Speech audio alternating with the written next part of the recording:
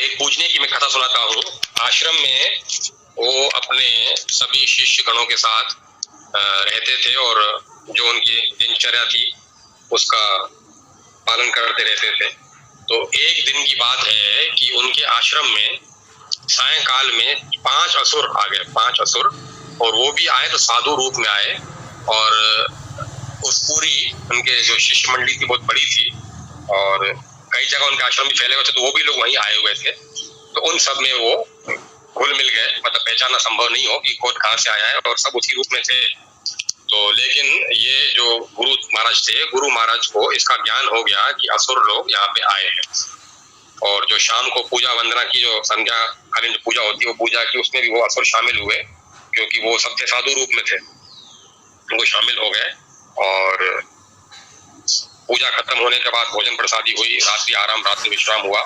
सुबह जो फिर से जब एकत्र हुए ब्रह्म मुहूर्त में, जो ब्रह्म वेला में जो पूजा होती है, उसमें वो पूजा करने जब बैठे तो वो भी असुर उनके साथ आके बैठे। वहां पे पूरा जमावड़ा, पूरा मंडली इकट्ठी हो रखी थी पूरी, वहां पे सब एकत्र होके साथ में जो पूजा कर रहे थे, उनका नियम था उसके अनुसार।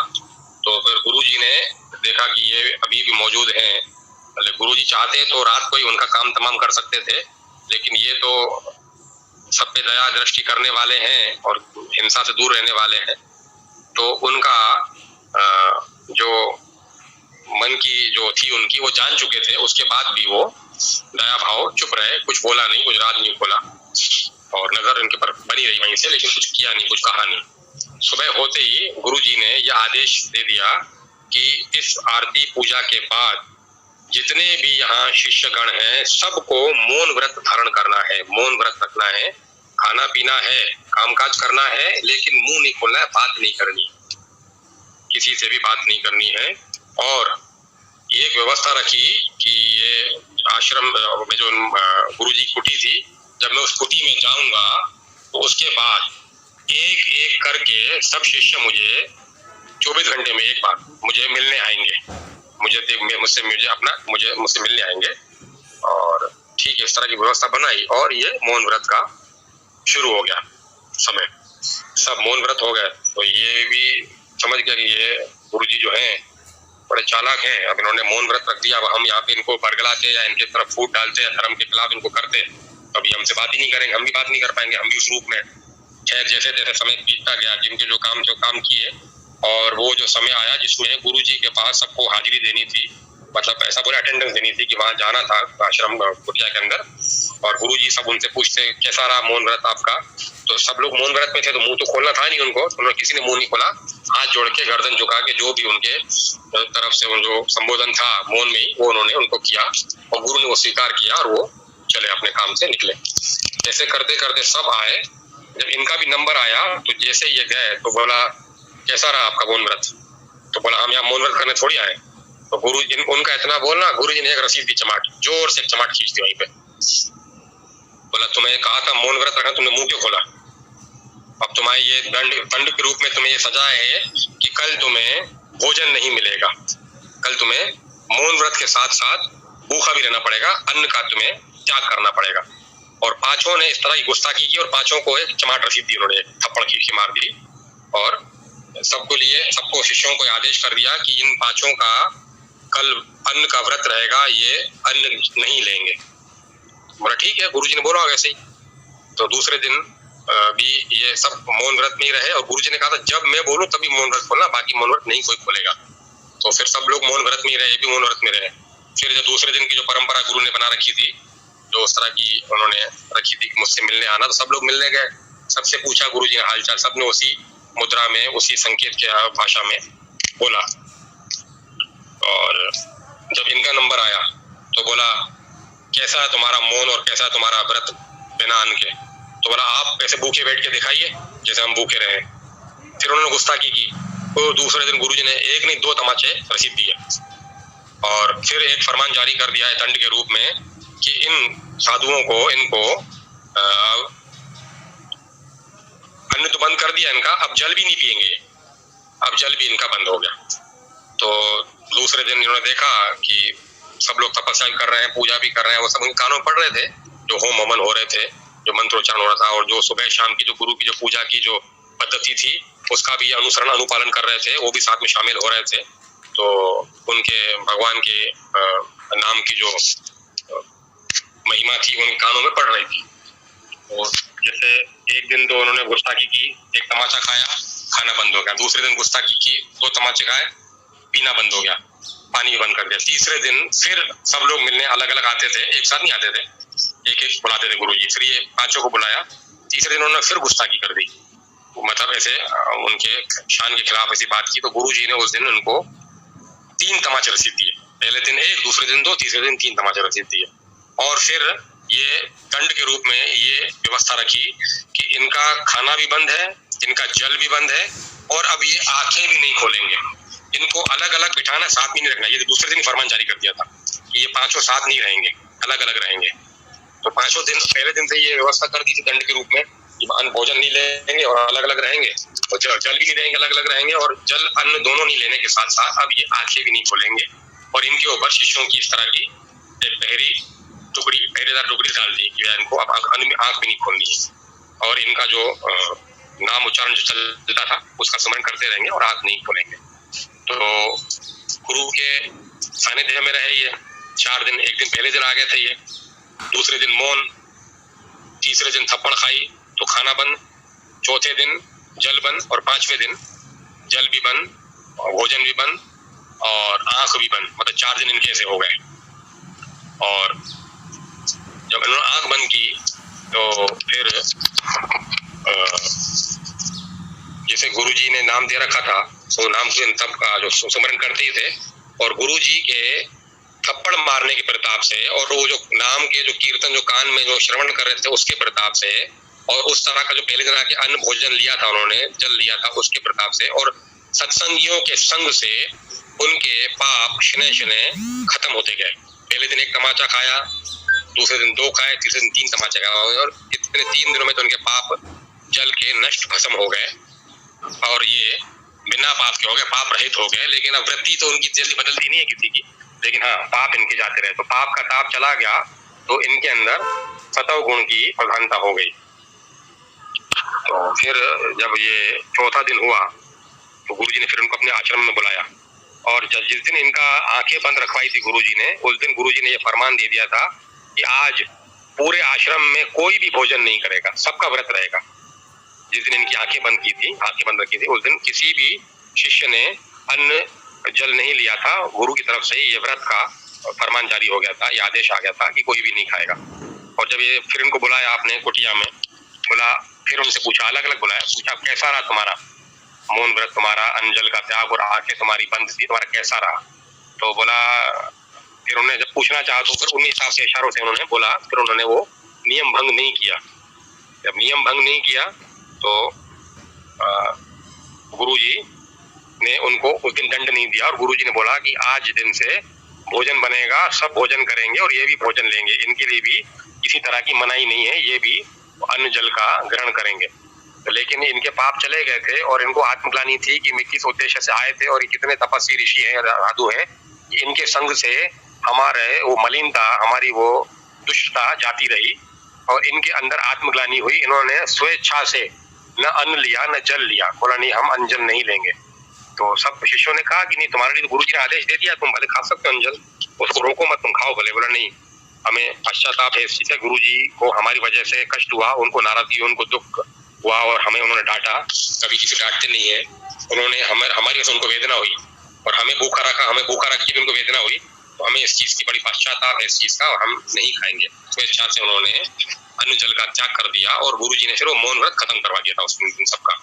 तो ऐसा करते गए तो गुरु जी भी इनसे उठा के बोला कि बोला तुम अन्न खाओ जल खाओ। बोला नहीं, हमारे जो अंदर के जो जन्म जन्मांतरों के जो हमारे दोष हैं उससे हमें छुटकारा पाना है, हमें किसी तरह की तकलीफ नहीं हो रही अन्न जल त्यागने से, आपके यहाँ पे और नाम कीर्तन से, आपके संग से हमें खुद ही शक्ति मिल रही है और हमें आनंद आ रहा है। तो बोला तुम जब यहाँ रहते हो तुमने क्या महसूस किया? बोला हमने महसूस किया जिस दिन आपने हमारी आंखें बंद करवाई थी तो पीले वस्त्र धारण किए एक आकृति, देवी की आकृति हमें धुंधली धुंधली दिखाई देती थी कि हाँ ऐसा प्रतीत होता था कि ये देवी हैं, पीले वस्त्रों की देवी हमें दिखती थी, और कौन है क्या है ये हमें मालूम नहीं है। बोला ठीक है, अच्छा ये जिस उद्देश्य से ये 5 असुर आए थे तो जिस संसार में अलग अलग जैसे योनियां हैं, अलग अलग प्रभु की रचनाएं हैं, तो ऐसे जैसे आपने पहले सुना था कि पता नहीं कितने लोक हैं, पता नहीं कितने आकाश हैं, कितनी पृथ्वियां हैं, कितने ब्रह्मांड हैं, तो ऐसे प्रभु की रचना अनंत है, अनंत। कौन कहाँ से आ रहा है, कौन कहाँ से जा रहा है, ये तो वही बनाने वाला जाने, देखने वाला नहीं जान सकता, नहीं समझ सकता। जितना मैंने सुनाया है छोटा मोटा आपको सुना देता हूँ, बाकी कुछ बातें मैं बता भी नहीं पाता हूँ, कुछ मेरे को याद रहती नहीं है और कुछ मैं बताता भी नहीं हूँ। तो ऐसे इस यहाँ पे मृत्यु लोक में भी जीवन है, मानस के रूप में, मनुष्य के रूप में, सुर असुर के रूप में, और अदृश्य शक्तियां भी हैं। अदृश्य शक्तियां अच्छी भी हैं, अदृश्य शक्ति बुरी भी है, जो लोगों को भ्रमित करती है, भरमाती हैं और अधर्म के कार्य करवाती हैं, आहित करती हैं। और ऐसे किसी का एक्सीडेंट नहीं होता, ऐसे कहीं पे कहीं आग नहीं लगाती, कहीं ना कहीं कुछ ना कुछ ऐसे मन में ऐसे लोग आतंकवादी नहीं बन जाते, ऐसे कुछ ना कुछ उनकी तरफ से भी पहल होती है, उनका इन्वॉल्वमेंट होता है।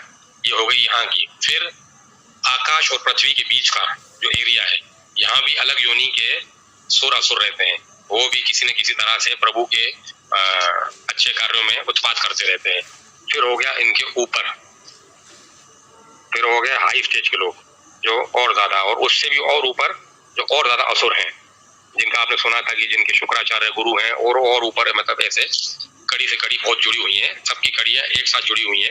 लेकिन वो जैसे पिरामिड टाइप का होता है सिस्टम कि नीचे वाले ज्यादा हैं, वो ऊपर वाले से नहीं मिल सकते, तो वो मैनेजमेंट का जो था वो होता है कि ऊपर वाले नीचे से संपर्क नहीं कर सकते, नीचे वाले ऊपर संपर्क नहीं कर सकते, बीच की कड़ियां होती हैं।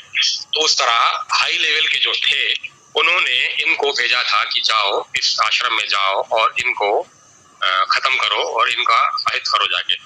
तो फिर वो लोग आए यहाँ पे कि इतने दिन हमने भेजा है इनको, 10-15-20 दिन हो गए, कोई आता पता नहीं। अच्छा, इनको व्रत करते हुए करीब 10-15 दिन हो चुके थे, ना उन्होंने अन्न खाया ना जल खाया, लेकिन वो हरि नाम के प्रताप से, देवी माँ की कृपा से और गुरु के संग से जो इनके अंदर ऐसी अद्भुत शक्ति आ गई थी कि बिना खाए पिए भी वो सब कामों में लीन थे और भूख प्यास उनको सता नहीं रही थी।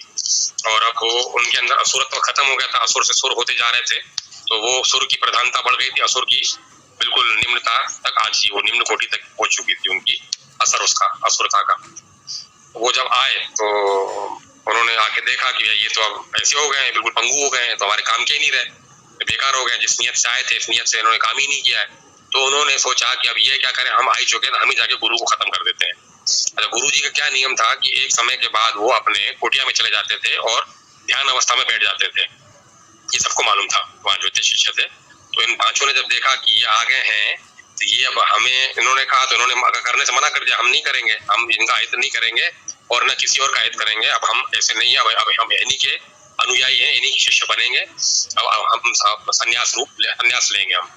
तो जब देखा कि ये नहीं मान रहे, तो इनका तो हित बोला, तुम्हारा तो हम बाद में निपटेंगे तुमसे, अब जिस काम से आए पहले उससे निपट लें। तो गुरु को मारने के लिए आगे हुए, अग्रसर हुए। तो ये भी वहां पे पांचों लोग पहुंच गए, गुरु को घेर के खड़े हुए कि अब हम गुरु को इनको बचाएंगे, करने नहीं देंगे। तो बोला कि तुम हमसे, हमारा तुम सामना नहीं कर पाओगे। तो ये जानते थे कि वाकई हमारे बॉस हैं, इनका हम सामना नहीं कर पाएंगे, वाकई असहाय थे, वो उनका सामना नहीं कर पाते और बहुत शक्तिशाली थे, बहुत मतलब बहुत। अभी मैंने जैसे 3-4 कैटेगरी बता दी आपको कि यहाँ की होती है, बीच की होती है और ऊपर की होती है और ऊपर की होती है। तो बिल्कुल उच्च कोटि के वो असुर लोग आए हुए थे जो शक्तियों में संपन्न, उनके लिए कोई भी चीज मतलब वो नहीं है, असंभव जैसी नहीं है। तो धर्म अधर्म की जो अलग अलग लड़ाई झगड़े चलते हैं, आपने बहुत संग्राम सुने हैं और देखे भी हैं टीवी में धारावाहिक के रूप में। वो इस तरह के वो उच्च कोटि के असुर थे, तो वाकई ये उनका सामना नहीं कर पा रहे थे। तो इन्होंने देखा कि अब हम इनका वाकई सामना नहीं कर पाएंगे और हमारे गुरुजी जो अभी ध्यान अवस्था में, इनकी रक्षा कैसे करें। तो इन्होंने ध्यान में जो उनको पीले वस्त्र वाली देवी दिखी थी, उनका शरण ली, उनका सहारा लिया, उनको मनी मन उनको प्रार्थना की कि अब हम असहाय हैं, हम इनका सामना नहीं कर सकते, ये बहुत शक्तिशाली हैं, आप गुरुजी की रक्षा कीजिए, गुरुजी को बचाइए, गुरुजी के प्राण संकट में। इनका ऐसा बोलना और उनका ऊपर से वार करना। उन्होंने जब वार किया तो इन्होंने अपनी खुली आपको देखा कि जो उन्होंने वार किया है, एक कवच रूप में गुरुजी को चारों तरफ से कवच घेर के है, घेरा हुआ है, जिससे इनका वार निष्फल हो गया। उनके वार से गुरु का बाल ही बांका नहीं हुआ, कुछ आंच नहीं आई, और वहां से वो एक जो पीली वस्त्रधारी जो आकृति थी देवी की, वो इनको जाल दिखी। वो पीले वस्त्रधारी जो देवी की आकृति थी उनको जाते हुए देखी। उन्होंने प्रणाम किया, गदगद हुए, और जब देखा कि गुरुजी का बाल भी बांका नहीं हुआ है और गुरुजी अभी भी ध्यान अवस्था में है और इनके हर तरह के प्रयास विफल हो गए और वो भी इसमें डर के वो असुर भी चले गए, तो अपने अपने स्थान पे फिर लौट आए।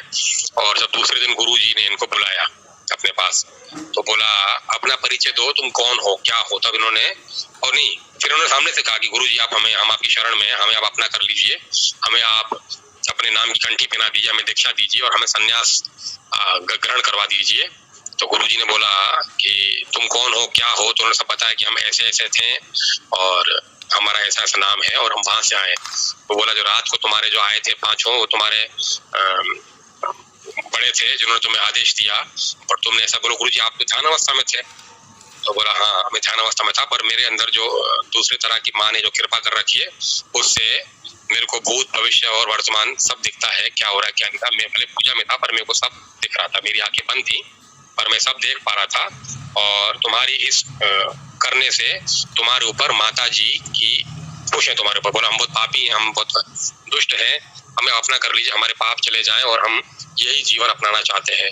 और तुम्हारे पाप तो भस्म हो चुके हैं माँ की कृपा से, और तुम्हारे पर माँ बहुत खुश है कि तुमने जब देखा कि तुम्हारे बड़े मुझे मार रहे हैं और तुमने माँ की शरण ली और माँ की प्रार्थना की मेरे को बचाने के लिए, और माँ ने तुम्हारी प्रार्थना भी सुनी और माँ तो मेरे को बचाने के लिए वहां आई थी और तुम्हारी प्रार्थना और जुड़ गई साथ में। तो माँ को बड़ी प्रसन्नता हुई कि तुमने मेरे लिए माँ से प्रार्थना की है, तो उस पर तुम्हारी माँ बहुत तुमसे खुश है। अब तुम जो ये संन्यास लेना चाह रहे हो, तो यहाँ के जो अलग नियम होते हैं, संन्यास के अलग नियम होते हैं, ये सहज नहीं होगा तुम्हारे लिए।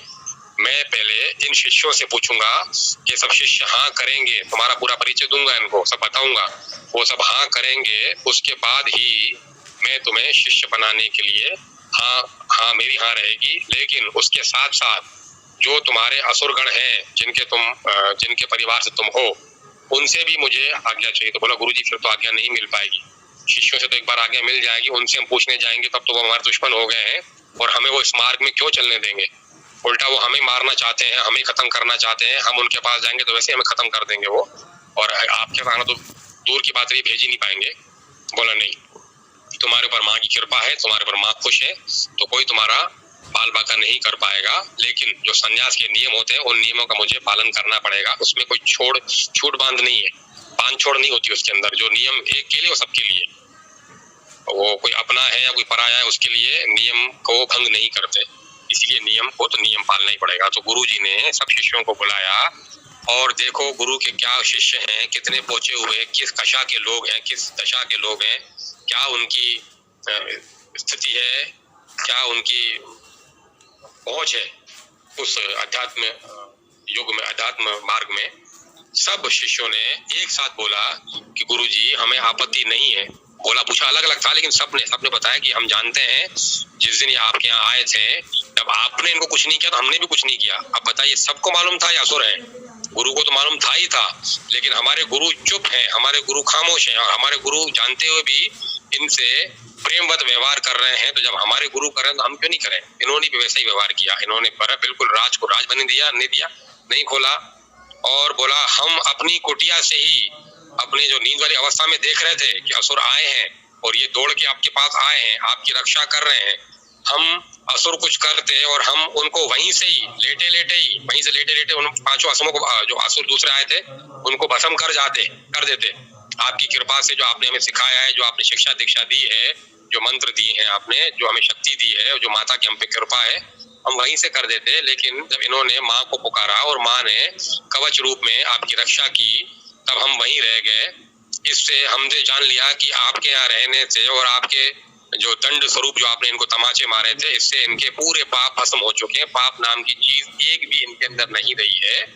लेकिन हम भी अभी क्योंकि है तो असुर, ये अपनी प्रवृत्ति अपनी वृत्ति से इतनी जल्दी छूट नहीं पाएंगे, ये गलती फिर करेंगे। अगर ये फिर गलती करेंगे तो प्रभु हम आपके कहने पे तो हमने स्वीकार कर दिया, हम तो माफ कर देंगे, और हम जानते हैं आप भी बहुत दयालु है, आप भी माफ कर देंगे। लेकिन गायत्री माता इनको माफ नहीं करेंगी, वो बिल्कुल इनको क्षमा नहीं करेंगी, और वो क्षमा नहीं करेंगी और उन्होंने अगर दंड दिया तो उनके दंड देने के बाद फिर संसार में ऐसा कोई नहीं है जो इनको शरण दे। इनका जाने अनजाने में अहित हो जाएगा, इसीलिए इनको यहाँ पे आप मत रखिए। आए हैं अच्छे के लिए, अपना बुरा कर बैठेंगे। तो जाने अनजाने में आपका उपहास करेंगे, आप क्षमा कर दोगे, लेकिन आपका उपहास करना, आपका अनादर करना ये माता जी स्वीकार नहीं करेंगी। और जिसको माता जी ने ठुकरा दिया उसको उस ब्रह्मांड में कोई भी नहीं शरण देगा। अब देखिए आप, क्या उनकी वृत्ति है, क्या उनका प्रेम है कि मानव जाति से कितना प्रेम है। प्रभु की रचना से, प्रभु ने जिनको बनाया, सुर को प्रभु ने बनाया, असुर को प्रभु ने बनाया, तो सबको समदृष्ट साधु है ये। उनके प्रति देखिए कितना करुणा भाव है कि हमें तकलीफ नहीं है कि असुर हमारे साथ रहेंगे, हमें दुख नहीं है कि ये अपना उत्पात मचाएंगे, हमें ये भी दुख नहीं है कि हमें कष्ट पहुंचाएंगे। आप क्षमा करोगे तो हम भी क्षमा कर देंगे, लेकिन इनका अहित हो जाएगा, इनका बुरा हो जाएगा। वो देखो, दुश्मनों का भी अच्छा सोचने वाले ये हैं। ये कथाओं से बहुत सीखने को मिलता है, बहुत समझने को मिलता है। इनका चिंतन मनन करोगे तो थीसिस हो जाएगा, किताब लिख ली जाएगी छोटी सी कथा की। एक एक अंश में कितना कितना कारण है, कितनी वजहें बनाई हुई है। क्या उनकी चलनी थी, क्या उनकी करनी थी, क्या उनकी कथनी थी, क्या उनका आचरण था, व्यवहार था, वर्तन थी, वाणी थी। मतलब एक एक चीज वंदनीय पूजनीय है। तो गुरुजी ने बोला कि ठीक है। तो फिर साथ में उन्होंने सुन बोला कि गुरुजी ने फिर बुलाया पांचों को कि हमारे शिष्यों ने बोला, हमारे शिष्य तत्वों को जानते हैं, तुम कौन हो, क्या? बोले सब जानते हैं। बोला हाँ। बोला न केवल जानते हैं, वो जिस दिन तुमने ये किया वो ये भी जानते थे। वो वहां से उनको खत्म करने की उनमें क्षमता भी है, वो भी कर सकते थे, लेकिन क्योंकि मैं चुप था तो ये भी चुप थे।